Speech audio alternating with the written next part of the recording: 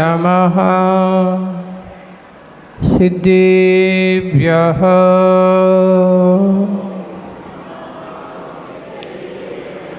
जय श्री ओम नमः सिद्धेभ्यः।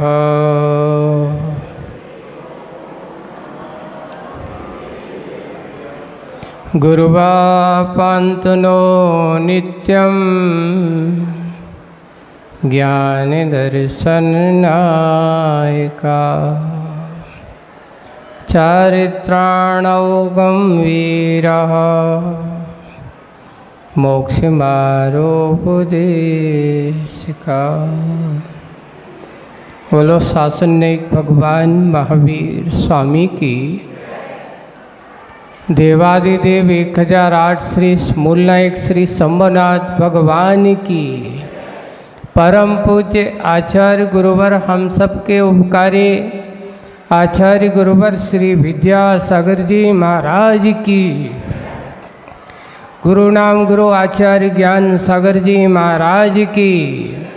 आचार्य श्री समय सागर जी महाराज की। अहिंसा परमो धर्म की। एक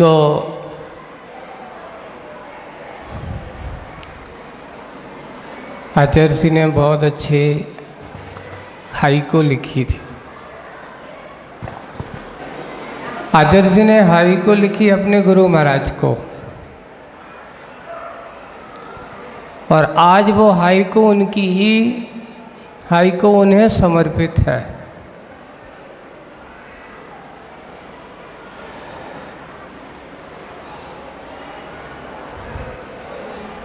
लिखा है, गुरु कृपा से बांसुरी बना, मैं तो ठेठ बांस था। मैं तो ठेठ बांस था। अब आप लोग सीधा सीधा अर्थ उसमें समझ लेना। गुरु की कृपा से ज्ञान सागर जी के बारे में आचार्य जी कहते थे, भैया तुम लोगों को तो सब कुछ मिला, हमारे लिए तो उन ज्ञान सागर, हम तो तुम लोग तो पढ़े लिखे आए, और हम जहाँ से आए थे गुरु जी के पास, तो हम तो ऐसे थे, पढ़ा तो था पर समझता नहीं था, क्योंकि हिंदी मुझे समझ में आती नहीं थी, बोलना आता नहीं था। जब वहाँ पहुँचा तो हमने तो पूरी अपनी जीवन की नई कहानी आचार्य ज्ञान सागर जी के चरणों में पूरी की पूरी ABCD से चालू किया है, क ख ग से चालू किया है। इसलिए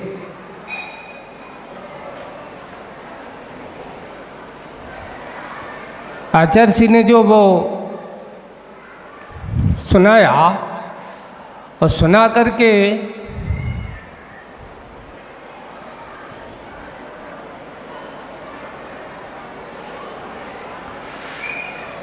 देखो गुरु कृपा क्या होती है।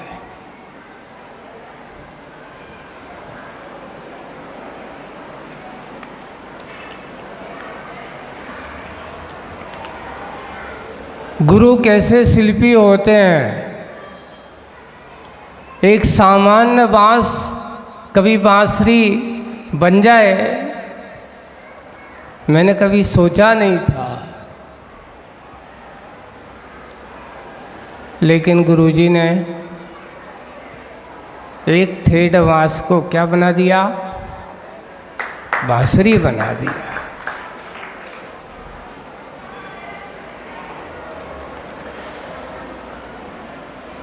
जब कुंडलपुर में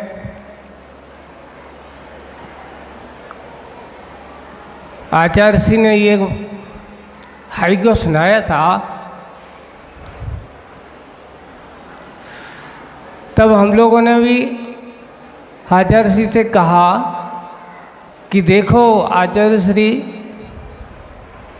ज्ञान सागर जी महाराज ने तो एक बांस को बांसुरी बनाया है, एक ठेठ बांस को क्या बनाया है? बांसुरी बनाया है। पर आपने तो इतने सारे ठेठ बांसों को क्या बना दिया? बांसुरी बना दिया। बिल्कुल अनगढ़ पाषाण, अंध पाषाण।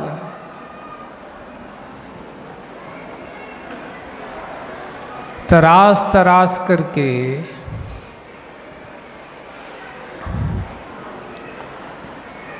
उन्होंने एक वह वितराग स्वरूप में ढाल दिया, एक दिगंबर मुद्रा का स्वरूप उनको बता करके, उनको दिखा करके, और वीतरागता का मार्ग उनको बतला दिया।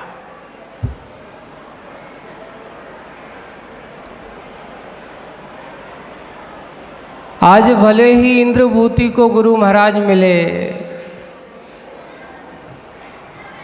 वो एक इंद्रभूति का जीव का, उस भगवान महावीर का अतिशय था कि उनको गुरु मिलन का संयोग हुआ, इसलिए गुरु पूर्णिमा बनी।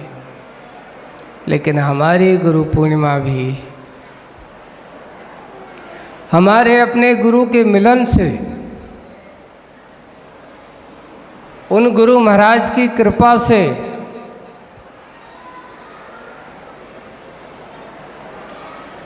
हम सबको मिलती है। एक और पूज्य आचार्य भगवान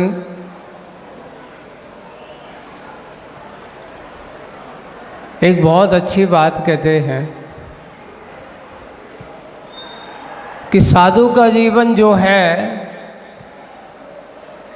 सजग तो होता ही है, सावधान तो होता ही है, लेकिन साथ साथ में एक प्रहरी भी होता है। वो कहीं कोई भटक तो नहीं रहा, कहीं कोई विषय कसायों के इस जंगल में कोई दुखी तो नहीं हो रहा। वे गुरु महाराज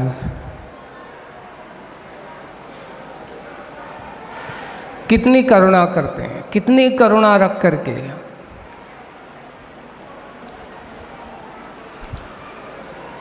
कैसे उन भव्य जीवों को उनके उस दुख के जाल से निकाल लेते हैं, उन्हें सही मार्ग बता देते हैं। और जब वह निकल करके आता है तो वह अपने आप को धन्य समझता है कि आज तो मेरे सारे दुखों को निकालने के अगर किसी को सारा श्रेय जाता है तो वो तो हमारे पूज्य गुरु भगवंत को ही जाता है। सारा का सारा उनके ऊपर ही सब कुछ है। आज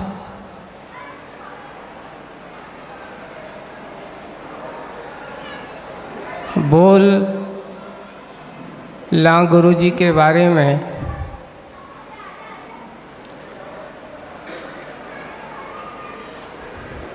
शब्द कहाँ है।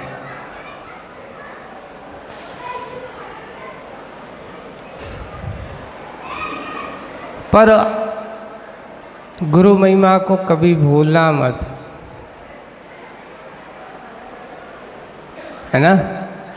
आचार्य जी की कविता है, गुरु जी ने मेरे, अब पूरा उसका भाव है, मैं तो अज्ञानी था, मेरे हाथ में दिया दे दिया। उसका सारभूत बहुत अच्छा है। मैं तो अज्ञानी था पर गुरु ने मेरे हाथ में क्या दे दिया? दिया दे दिया। अर्थात मुझे कुछ नहीं आता था, समझ में नहीं आता था कहाँ जाऊं, किस दिशा में जाऊं। उन्होंने कहा भटको मत, अंधेरा बहुत है, ये ज्ञान दीप लेकर के चल, इसके उजाले में चल। कभी भटकोगे नहीं। वैसे ही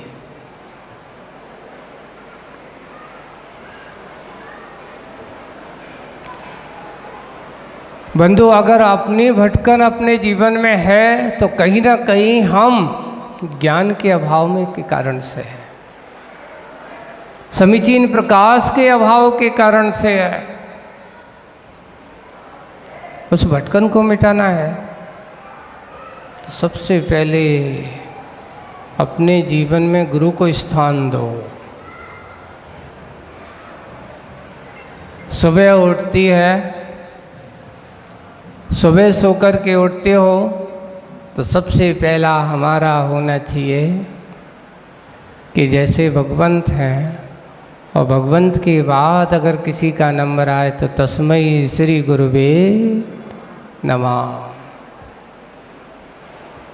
उनको नमस्कार पहले होना चाहिए, उनका स्मरण पहले होना चाहिए। अगर आप अपने हृदय में गुरु को स्थान देते हो तो समझ लेना वे गुरु महाराज भी आपके ऊपर कृपा अवश्य करते हैं। अभी ब्रह्मचारी जी बोल रहे थे कि देखो, भाग्यशाली और सौभाग्यशाली है, जो बात कही थी ना, आप लोग भाग्यशाली तो हो ही, लेकिन सौभाग्यशाली बनने का क्या अवसर आ रहा है। ऐसे ही एक बहुत अच्छा प्रसंग आता है कि एक वो भक्त होता है जो गुरु को याद करता है, गुरु का स्मरण से अपने जीवन का सारा काम करता है।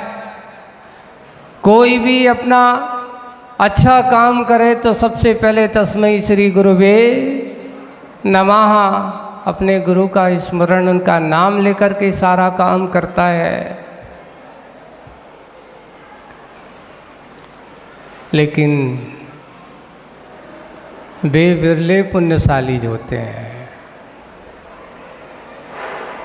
बहुत बिरले होते हैं जिनकी दृष्टि में गुरु हैं, वे तो भाग्यशाली हैं, लेकिन जिन पर गुरु की दृष्टि है वे परम भाग्यशाली हैं, सौभाग्यशाली हैं कि देखो नज़र में रखते हैं।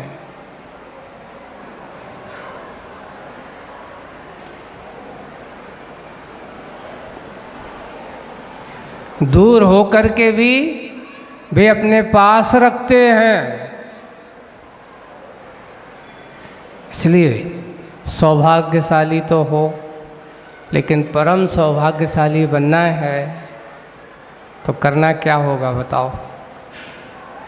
हमें ऐसा पुरुषार्थ कुछ करना होगा कि आपको गुरु अपनी दृष्टि में रखें, याद रखें, है ना।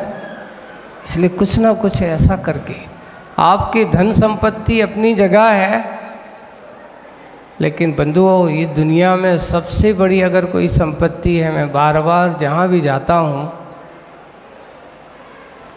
एक ही बात कहता हूँ, अपने यहाँ पूर्व आचार्यों ने और सूत्रों में जिनवाणी में एक ही कहा कि दुनिया में जिन गुण संपत्ति से बड़ी दूसरी कोई संपत्ति नहीं है, गुरु की कृपा दृष्टि से बड़ी कोई दूसरी संपत्ति नहीं है। अगर तुम्हारे पास जिनेंद्र भगवान के प्रति आस्था और गुरु के प्रति अपनी आस्था और तुम्हारे ऊपर गुरु की कृपा अगर बनी है तो ये गुरु की कृपा अपने जीवन को धन्य तो करती ही है, ना जाने कितने भाव सुधार देती है। आज ये गुरु पूर्णिमा महोत्सव हम सबके जीवन को यही होना चाहिए। सो तो हो, सोना तो आपका जीवन भर से लगा है, अनादिकाल से हम सोते चले आ रहे हैं। ये भाव जो मिलता है, बार बार मौका मिलता है मनुष्य पर्याय में, जागने के लिए मौका मिलता है, सोने के लिए नहीं मिलता है। ये समय सोने सा है, सोने का नहीं है। ये समय कैसा है? सोने सा है, पर सोने के लिए नहीं है, स्वर्ण अवसर है। ऐसे अवसर को हम कभी गंवाए ना, ऐसे अवसर को हम कभी चूके ना। मौका मिला है तो मौके का अवसर लें, मौके का फायदा लें। अगर ये अवसर एक बार हाथ से चूक गया तो बंधुओं पुनः मिलेगा कोई भरोसा। इस बार तलवाड़ा वालों को चतुर्मास मिल रहा है, तो क्या अगली बार भी मिलेगा? मौका है तो क्या करना चाहिए? अवसर का लाभ लेना चाहिए। कल का भरोसा नहीं, अगले वर्ष का भरोसे मत सोचना कि इस साल नहीं अगले साल करवाएंगे, इस साल होगा। अरे जो मिलता है सामने वाला ज्ञानी वही जो आज की सोचता हो, और अज्ञानी कहता है कल देखेंगे। अज्ञानी क्या कहता है? आज नहीं कल देखेंगे। और जो कल्प के भरोसे बैठा हो वो कभी कुछ नहीं कर सकता है। इसलिए हमारे गुरु मुझे कहें, सीख गुरु जल्दी कर ले, है ना? क्योंकि एक बार ये मौका मिला और अगर तुमने छोड़ दिया तो पुनः अवसर मिलेगा कोई भरोसा। और पहली बात अवसर भी मिले, एक और अजर्सी कहते कोई भरोसा नहीं है। आज आपको जो भाव हो रहे हों तो वो भाव का अवसर बना लो। कल की सोचोगे तो पछताओगे, क्योंकि कल वो भाव हों कोई ज़रूरी नहीं है, कोई परिणाम हो कोई वो जरूरी नहीं है। इसलिए त्याग और वैराग्य के क्षेत्र में जिस समय जो परिणाम होते हैं उस समय हमें उस कार्य को कर लेना चाहिए। कल का भरोसा नहीं है कि कल ना जाने कौन सी विषय की आंधी में तेरे मन के ऊपर सवार हो जाए और तू जा कर के क्या करेगा? उसमें भटक जाएगा। अपने आप को स्वर्ण बनाने की ज़रूरत है। करना क्या है? पूज्य आचार्य जी का एक छोटा सा उदाहरण देते हम। एक बार पूज्य आचार्य जी ने कहा, बहुत अच्छी उस छोटी सी कहानी को आचार्य जी तो बड़ी विस्तार में कर देते थे, पूरा प्रवचन भी हो जाता था। पाषाण एक होता है पारस पत्थर, है ना? पारस पत्थर की विशेषता क्या होती है? अगर उस पारस पत्थर के संयोग में लोहा, अच्छा साफ सुथरा लोहा आ जाए तो वो भी क्या बन जाता है? सोना बन जाता है। ये तो सब जानते हैं। सब लोग चाहते कि ऐसा पाथर पत्थर हमें मिल जाए, लेकिन बंधु उसके लिए भी पुण्य चाहिए। हर किसी को मिल जाता तो सब अपने काय में लगे होते, है ना? सब स्वर्णदार होते, स्वर्णकार होते, सोनेदार होते, सब चाहे, लेकिन सब किसी को नहीं मिलता। कोई बिरला जीव होता है जो ऐसे पारस पत्थर को प्राप्त कर पाता है। एक व्यक्ति को कहीं से ऐसा पुण्योदय था, मिला। अब उसने जाकर के एक छोटी सी लोहे की डिब्बी है, उसके अंदर रखे हुए लेकर के गया।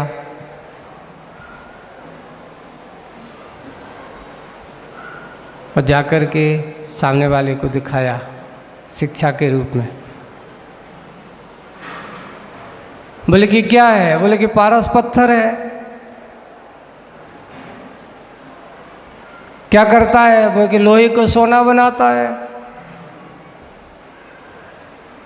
तो वो तो आश्चर्य में देख रहा है, कैसे कैसे कह रहे हो आप? जिसमें रखा है वो तो सोने की नहीं बनी। वो कह रहे ये पारस पत्थर है। काय में रखा है बताओ? लोहे की डिब्बी में। हो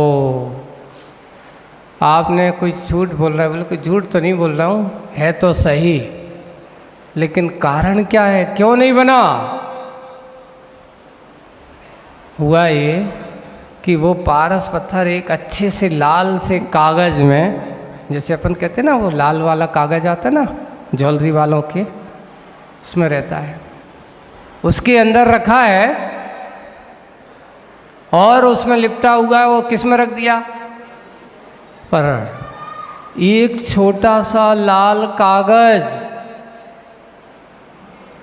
एक छोटा सा लाल कागज़, सोचिए कि एक उस सोने की डिब्बी बनने में उसके लिए बाधक कारण बन रहा है।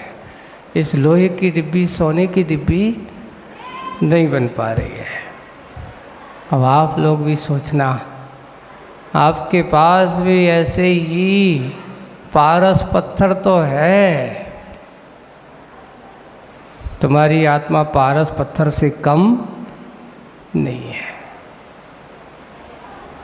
पर ये बताओ, आज तक तुम अरहंत, सिद्ध या मुनि क्यों नहीं बन पाए? बताओ। गुरु महाराज ने बहुत अच्छा संकेत, कुछ नहीं, वो कागज है, उस कागज में लिपटी हुई तुम्हारी आत्मा है, चारों तरफ से लगाए रखे हो। वो कौन सा कागज है? बोले कसायों का कागज। एक बार कसाय का कागज हटा के तो देखो, देरी नहीं लगेगी तुम्हारी आत्मा को परमात्मा बनने में। गुरु महाराज क्या करते हैं? बस एक ही काम कर देते हैं, तुम्हारी आँखों का पर्दा हटा देते हैं, धीरे से वो कसायों के कागज़ को कम करने का प्रयास। अभी हमारा और तुम्हारा बंधु आज तक अभी कसायों का कागज़ गल नहीं पाया, उसका परिणाम है कि अभी हम उस संसार से परे हो नहीं पा रहे। प्रयास करो। पारस पत्थर हमारे साथ है और वो होने के बाद भी हम उसको प्रयास क्या नहीं कर पाए आज तक?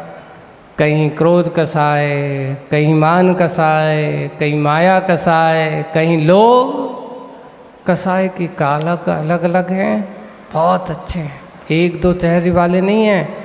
कभी कभार एक परत हट जाती तो दूसरी परत बड़ी हो जाती है। कसायों के कागज बहुत बड़े घातक है, उसको हटाना है।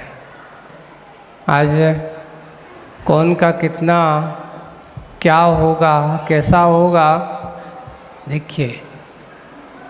इससे हमारा तो और आपका चतुर्मास, अभी भैया जी आपको बता रहे थे कि महाराज का चतुर्मास हो रहा। मैंने भी कहा था आपको कि तुम्हारा चतुर्मास हो रहा है। महाराज तो कहीं भी रहते वहाँ रह कर के अपने धर्म ध्यान कर लेते। महाराज का चतुर्मास करने का उद्देश्य आज मध्याह्न काल में मैं बताऊंगा क्या है, लेकिन इतना ही है कि सही बात तो महाराजों का संयोग पाकर के श्रावकों के सही चतुर्मास होते हैं। और तलवाड़ा वालों है ना, अभी भैया जी कह रहे थे ना, तलवाड़ा वाले कौन हैं? क्या वाले हैं? हैं? बड़े भाग्य वाले हैं। भाग्य वाले तो बनो, अच्छे सौभाग्यशाली बनो। अच्छे तल में तो बहुत हो, कितने तल में हो, है ना? कहीं तल में ना रहो, पाताल में ना रहो। हमें तो ऊपर की ओर आना है, नीचे से अच्छी नहीं। और इतना ही है, ये बात भी कह दे रहा हूँ कि तलवाड़ा वालों की तिजोरी भी बड़ी बड़ी है, छोटी मोटी नहीं है। अगर मन अच्छा हो तो तिजोरी भी अच्छी हो सकती है। और ये तिजोरी अगर तुम्हारी अच्छी हो, है ना, तो आपका पाताल में जाना निश्चित नहीं होगा। और अगर तुमने तिजोरी में लगे रहे तो पाताल में जाना निश्चित होगा। इसलिए हम पाताल की यात्रा नहीं करें, अपनों आपको ऊपर की ओर आने की कोशिश करेंगे। रखने से देने से बहुत अच्छा काम हो सकता है। आज हम सब पूज्य आचार्य भगवान के गुरु महाराज के बारे में कहने जाते हैं तो कह नहीं पाता हूँ, बोल नहीं पाता हूँ। उनकी तो बढ़िया तलय है, उनके पास उनके बारे में कहने के लिए मेरे पास शब्द कहते चले जाओ। बस वे तो हम सब के लिए महान मार्गदर्शक हैं। अपन तो ये कभी सोच भी नहीं सकते थे। आचार्य जी तो कहते ठेठ बाँस थे, तो हम लोगों ने उस समय क्या कहा था, आचार्य जी आप तो ठेठ बाँस थे, हम तो लोग तो टेढ़े बाँस थे। कैसे थे? अब टेढ़े बाँस को बाँसुरी बना के बताओ, बनाना संभव है? हम लोग ऐसे टेढ़े बाँसों को आपने सीधे करके और खोल खोल करके आपने क्या कर दिया, बाँसुरी बना दिया। आज इतने लायक बना दिया कि जो मैं इतना बोल सकूं, इतना समझ सकूं, इतना कुछ कर सकूं। ये कहलाती है गुरु कृपा। हम अपने जीवन में ऐसे गुरु कृपा के पात्र बनने की कोशिश करें। यही हमारी सही गुरु पूर्णिमा बनाने का अवसर होगा। इसलिए नीतिकारों ने लिखा है कि जो भव्य की आंखें खोल दें, अज्ञान का पर्दा हटा करके ज्ञान का प्रकाश जो भर दें, वो हमारे सच्चे गुरु होते हैं। हम ऐसे गुरु के चरणों में बारंबार नमस्कार करते हुए भगवान से यही कामना करते हैं कि हे भगवान, ऐसी गुरु कृपा का सहयोग हमारे जीवन में सदा बना रहे। ऐसे गुरुओं की कृपा को हम हमेशा दिग्दिगांत तक याद करते हुए, स्मरण में रखते हुए अपने मार्ग पर चलते रहें, क्योंकि गुरु कृपा को किसी चीज़ों से चुकाया नहीं जाता। गुरु कृपा से तो अपने जीवन का कल्याण किया जाता है। तुम कहो कि इसके कोई मोल भाव होता हो, इसका कोई धन संपत्ति से चुकाना होता हो, कभी नहीं चुका सकते। ऐसी गुरु कृपा हम सब पर बनी है, वो बनना ही नहीं है तो प्रयास करना, उसको हम गुरु कृपा के पात्र बने। सबके अंदर ऐसे ही भाव, इसी भावना के साथ बोलिए परम पूज्य आचार्य गुरुवर श्री विद्यासागर जी महाराज।